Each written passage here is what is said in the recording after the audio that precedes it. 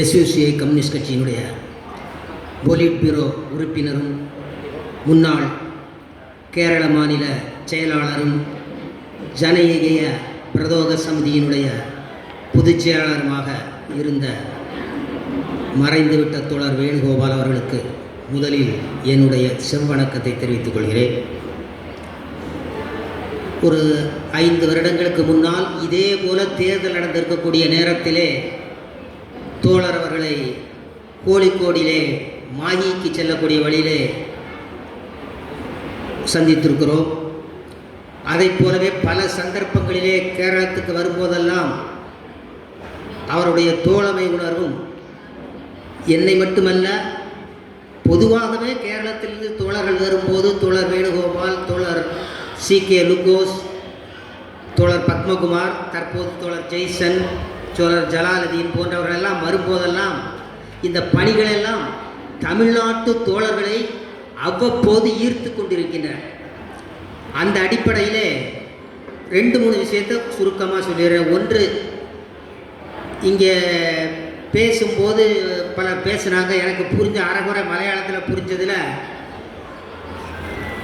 1970களில் எஸ்யூசிஐ இங்கே ஆரம்பிக்கும் போது கத்தியால் கழுத்தை வெட்டக்கூடிய ஒரு கட்சி அப்படின்னு ஒரு நம்பிக்கை இருந்த கட்சியை பற்றி குறிப்பிட்டார்கள் தோழர் நம்முடைய ராதாமணி, மினி பிளப்பவர்களெல்லாம் ராமர் காலத்தில் வேலை செய்யும்போது. ஆனால் இன்றைக்கு இதே மேடையிலே இருந்து கொண்டு அதில் வந்த பல கட்சிக்கு அப்பாற்பட்ட பிரமுகர் பெருமக்களும் எழுத்தாளர்களும் எஸ்யூசிஐ மட்டும்தான் இங்கு ஒரு உண்மையான கம்யூனிஸ்ட் கட்சியாக இருக்கிறது, அது மட்டும்தான் மக்கள் போராட்டத்தை நடத்த முடியும் என்று சொல்லக்கூடிய அளவுக்கு இன்றைக்கு எஸ்யூசிஐ கம்யூனிஸ்ட் கட்சி கேரளாவினுடைய அனைத்து மாவட்டங்களிலும் ஸ்தாபன ரீதியாக மட்டுமின்றி ஒரு போராட்ட சக்தியாக வளர்ந்திருக்கிறது என்று சொன்னால் அதில் தோழர் வேணுகோபாலுடைய பங்களிப்பு என்பது மிகவும் முக்கியமானது என்பதை நான் உங்களுக்கு சொல்ல வேண்டாம். இருந்தாலும் எனக்கு கொடுத்திருக்கூடிய வாய்ப்பில் சொல்ல வேண்டியது இருக்கிறேன். அதை போலவே தமிழ்நாட்டில் நான் முதன்முறையாக அவரை சந்திக்கும் போது மாணவர் இயக்கம் ஒன்றிலும் மொழி பாதுகாப்பு மாநாடு, இந்தியை திணிக்கக்கூடாது, ஆங்கிலம் கட்டாயமாக ஒரு இணைப்பு மொழியாக இருக்க வேண்டும், தாய்மொழி வழி கல்வியை வலியுறுத்த வேண்டும் என்ற மகாநாட்டில் இங்கே ஏற்கனவே குறிப்பிட்டிருந்தாங்க VR கிருஷ்ணய்யர், டாக்டர் சாமுவல் மேத்தாய், அதற்கு பின்னாலே கல்வி பாதுகாப்பு மாநாட்டு குப்தர் நாயர், NA கரீம், இது போன்ற பெரும் ஆளுமைகளை எல்லாம் நமது இயக்கத்தும் இந்த பொது கொள்கையை நோக்கி ஈர்த்ததில் அவருக்கு மிகப்பெரிய பங்குண்டு என்பதை தோழர் நம்முடைய மறைந்த அரசியல் தலைமைக்குழு உறுப்பினர் தோழர் கிருஷ்ண சக்கரவர்த்தி அவர்களும் தோழர் CK லுகோஸ் அவர்களும் பலமுறை அது பற்றிய விவரங்களை எங்களுக்கெல்லாம் எடுத்து சொல்லி இருக்கிறார்.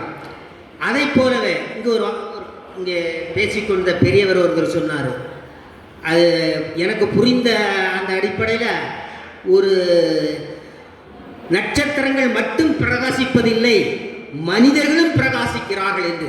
அப்படி பிரகாசம் உள்ளவர் என்று சொல்லக்கூடிய ஒரு மாபெரும் போராட்டத்தை உருவாக்கி தோழர் சித்தாஸ் கோஸ் அவர்கள் சொன்ன வாக்கியங்களை பின்பற்றக்கூடிய ஒரு வாழ்க்கையை அவர் நடத்தி இருக்கிறார். இந்த தோழர் கூட பேசும்போது நம்முடைய மத்திய கமிட்டி உறுப்பினரும் கேரள மாநில செயலாளர் தோழர் வேணுகோபால் அவர்களிடமிருந்து எதை நாம் கற்றுக்கொள்ளப் போகிறோம், அவர் என்ன விட்டு சென்றிருக்கிறார். தமிழில் ஒரு இது உண்டு,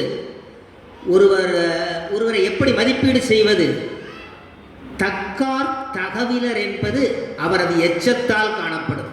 அதாவது ஒரு மனிதர் சிறந்த மனிதரா மோசமான மனிதரா என்பதை தீர்மானிக்கிற அவர் எதை விட்டு சென்றிருக்கிறார்.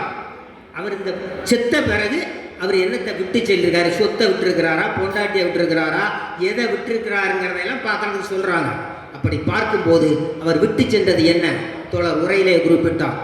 ஒரு சூரிய ஆஸ்பத்திரி என்ற ஒரு ஆஸ்பத்திரி, அதுக்கு வழியில் ஏராளமான டாக்டர்களை விட்டு சென்றிருக்கிறார். அதில் உங்களுக்கு தெரியும். ஆனால் அப்படி அவரால் பயிற்றுவிக்கப்பட்டு உருவாக்கப்பட்டு அவருடைய வழிகாட்டுதலில் தங்களுடைய சொந்த போராட்டத்தின் மூலம் வளர்த்து கொண்ட மினி பிலிப் அவர்கள் அந்த நம்முடைய மிகப்பெரிய பரங்கிப்பேட்டையில் மெடிக்கல் கேம்ப் நடந்தது. 5 வருஷத்துக்கு மினிக்கு பேரை சொல்லுவாங்க. மினி அம்மா மினி அக்கா இந்த 2 வார்த்தையை பயன்படுத்துவாங்க. நான் அந்த இடத்துக்கு அந்த கேம்ப் நடக்கும்போது ஒரே ஒரு முறை தான் போயிருக்கிறேன். ஏன்னா அப்போது பாண்டிச்சேரியில் கேம்ப் நடந்துக்கிட்டு இருந்தேன். ஆனால் அவருடைய பேரை சொல்லக்கூடிய அளவுக்கு இங்கே இருக்கக்கூடிய தோழர்களை எல்லாம் மருத்துவ ரீதியிலும் உருவாக்கிய பெருமை அவர். 2 நாளைக்கு மேலே பேப்பரில் படித்தோம், நீங்கள் எல்லாம் படிச்சிருப்பீங்க. கேரள மாநிலத்தில் ஆஸ்பத்திரிகள் இல்லை, சயரோகம் டிவிக்கு மருந்து இல்லை, பெருசாக போட்டிருக்கிறாங்க. டிவிக்கு மருந்து இல்லை.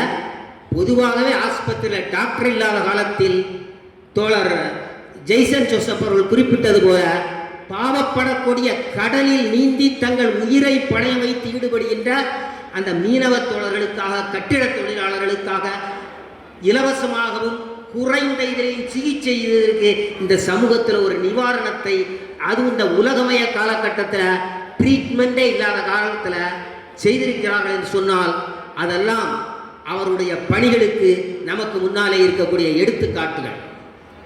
இப்படி பல்வேறு வகையிலும் தோழர் வேணுகோபால் உங்களுக்கு மட்டுமல்ல எங்களுக்கும் ஆதர்சமாக இருந்திருக்கிறார்.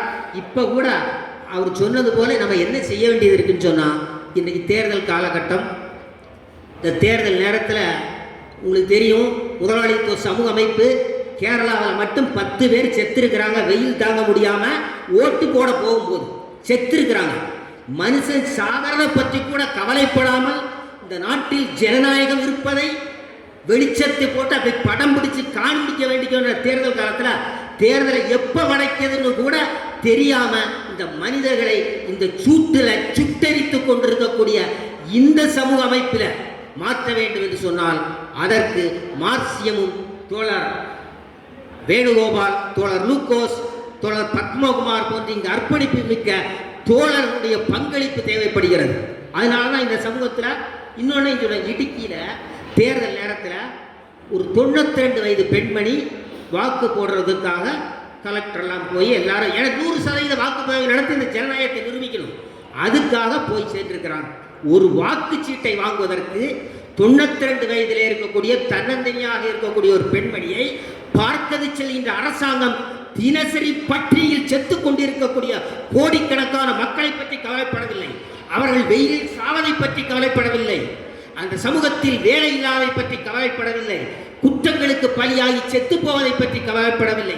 கலாச்சார சீரழிவை பற்றி கவலைப்படாத ஒரு மோசமான சமூக கட்டமைப்பிலே நம்ம எல்லாம் மாற்றி வச்சிருக்கிறாங்க. மணிப்பூர் கலவரத்தின் போது 10,000 பேருக்கு மத்தியில் ஒரு பெண் கற்பழிக்கப்படுகிறார். அடிச்சவனை விடுங்க, அவங்க நாசமா போனவங்க. அவங்க அவங்க கண் முன்னால எல்லாத்தையும் திட்டம் போட்டு செய்யறாங்க. ஆனால் அதை ஒரு கதையில கூட ஒரு பெண்ணை துயிலி எறியுவதை பார்த்து கொண்டு ஒரு மகாபாரத கதை எழுதி அதை பாரதியார் கூட வர்ணிக்கும் போது இதையெல்லாம் பார்த்துக்கிட்டு இருக்க அந்த பெரிய மனுஷங்களா யாருன்னு கேட்டாங்க.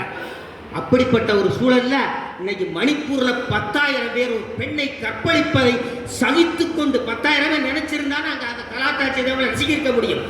அதை தடுக்க கூட முடியாத அளவுக்கு நம்முடைய கலாச்சார முதுகெலும்பை உடைத்திருக்கக்கூடிய இந்த காலகட்டத்தில் தோழர் வேணுகோபால் போன்றவர்களை உருவாக்கி தங்களை சொந்த வாழ்க்கையோடு ஐக்கியம் இல்லாமல், வாழ்க்கைன்னு சொன்னால் ஒன்றுதான் இருக்க முடியும்.